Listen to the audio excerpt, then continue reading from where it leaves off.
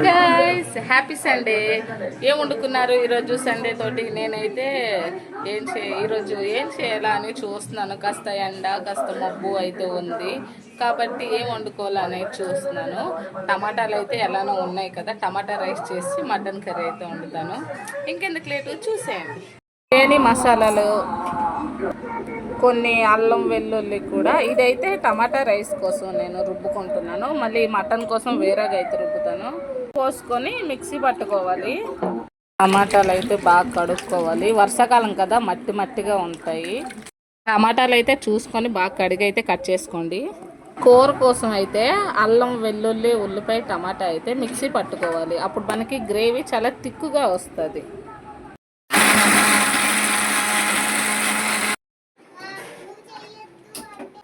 ముందైతే కుక్కర్ పెట్టుకొని కాస్త ఆయిల్ వేసుకొని ఉల్లిపాయ పచ్చిమిర్చి బాగా ఏగనివ్వాలి. కాస్త అయితే నాకు చీటికి మాటికి గ్యాస్ అయితే తుడుచుకునే అలవాటు ఉంది, ఎందుకంటే నాకు నీట్గా లేకపోతే అసలు నచ్చదు.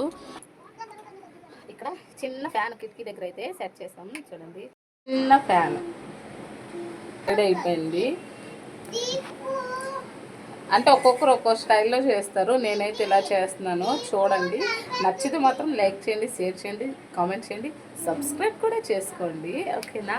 నచ్చకపోతే ఈ ఒకసారి క్షమించండి. మీరు ఎలా చెప్తే అలా నెక్స్ట్ టైం నుండి చేస్తాను. ఓకేనా? నేను నా మాటకి నేనైతే వంట అలా ఏదో ఇంట్రెస్ట్ పెట్టి చేస్తుంటే అప్పుడే సడన్గా వచ్చారు మా ఎదురింటి అంకుల్, ఏం చేస్తున్నానా అని. Uncle, video uncle. మా ఎదురింటి అంకుల్ నా వీడియోలు డైలీ ఫాలో అవుతారు. ఇదిగోండి అంకుల్, హాయ్ చెప్పండి. హాయ్. వీడియో చేస్తున్నాను. ఓకే, అయితే ముందే నేను ఉల్లిపాయలు ఇవన్నీ కట్ చేసి పెట్టుకున్నాను. సగం ఉల్లిపాయలు వేసేది, అందులో సగం అయితే టమాటా రైస్ కొంచుకుందాం. మరీ ఎక్కువ ఉల్లిపాయలు వేస్తే స్వీట్ వచ్చేస్తుంది, అందుకే తక్కువ వేసుకోండి ఉల్లిపాయలు అయితే. ఒక్కొక్కరు ఒక్కో స్టైల్లో చేస్తారు, ఇది నా స్టైల్ అన్నమాట. కాస్త ఆయిల్ వేడిగా ఉంటాయి, తుల్లుతాయి, జాగ్రత్తగా వేసుకోండి ఉల్లిపాయలు అయితే. ఓకేనా?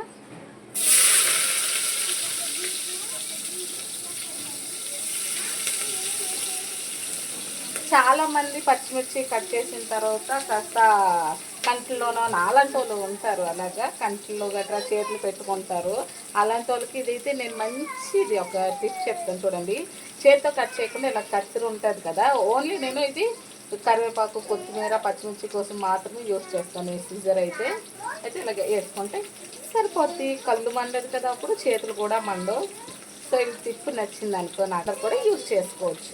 నేను చికెన్ ఉన్నా సరే బంగాళదుంప ఖచ్చితంగా వేస్తాను, ఎందుకంటే బంగాళదుంప మటన్లో వేస్తే అది ఇచ్చినంత టేస్ట్ ఇంకెందలో ఇవ్వదు. అది కూడా నేను తొక్క తీయకుండానే వేస్తాను, అలానే బాగుంటుంది.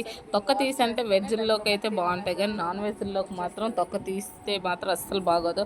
ఒకసారి ఇలా అయితే ట్రై చేయండి. ఇంకా నేనైతే ఒక 2-3 టైమ్స్ అయితే బాగా కడిగాను, మట్టి ఏమైనా ఉన్నా వచ్చేస్తుందని. ఇంకా అంతలోగా ఉల్లిపాయ పచ్చిమిర్చి కూడా బాగా ఎగిపోయాయి. వేసుకున్నాను కదా, చూసారు కదా, అసలు వాటర్ అంతా ఇంకిపోయింది. ఇప్పుడు మనం రుబ్బుకున్నాం కదా, ఫస్ట్ అయితే అల్లం వెల్లుల్లి టమాటా ఉల్లిపాయ పేస్ట్ అయితే వేసేద్దాం మొత్తం.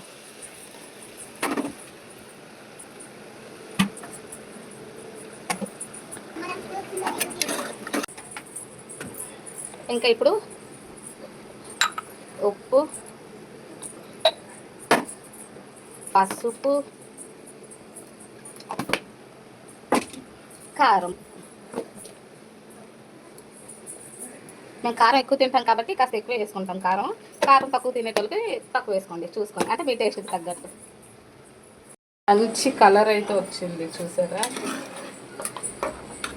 దీంట్లోనే కాస్త కరివేపాకు, కొత్తిమీర. నిజంగా వంట నేను చేస్తున్నానని నాకు నేనే దిష్టి పెట్టుకుంటున్నా, కానీ ఆ వాసన వల్లే నాకు ఫుల్ పొట్ట అంతా నిండిపోయింది. అంత మంచి వాసన అయితే వస్తుంది. అంటే అందులో బిర్యానీ మసాలా కూడా కలిపాం కదా, కాస్త చాలా మంచిగా పొట్ట అయితే వాటితోటే నిండిపోతుంది. ఇంకా ఏం తింటాను చెప్పండి, అలానే తినకుండా ఉండలేను. అంత కాస్త వాటర్ వేసి అందులో వేసుకుందాం. ఒక సైడ్ కూర పెడుతూనే ఇంకో సైడ్ టమాటాలు అయితే రైస్ ఇలాగైతే తీసేయండి ఫస్ట్, ఎందుకంటే అందులో చిన్న మట్టి ఉన్నా సరే చేసే చిన్న పొరపాట్లే అవి చాలా దూరాన్ని తీసుకెళ్తాయి. కాబట్టి ఇప్పటికే 12 అయిపోయింది. సో అందుకే ఈ కుక్కర్ అటువైపు పెట్టి అదైతే ఇటువైపు పెడతాను రైస్. ఏటమ్మా